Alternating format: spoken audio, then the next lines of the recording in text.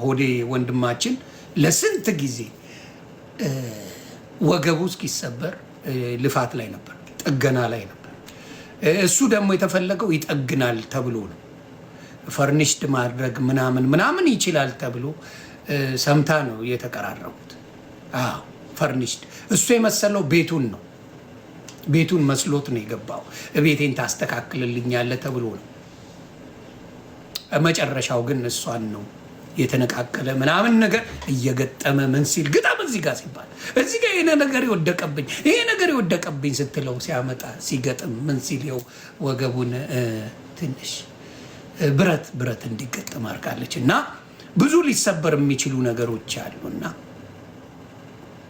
እንዲያውም አንዱ የዳቦዋ ክፍል ወድቆ ነበር። ሆዴ እንደዘገበ የሆነ ታሪክ ላይ እየነበሩ ተመስጠው አንዱ ፍርሳል ወደቀ ለብቻ ሆዴ ፍለጋ ላይ ሆዴ ነፋስ መታው። ጉዳዩ ነፋስ ሲመታው ነው ያወቀው።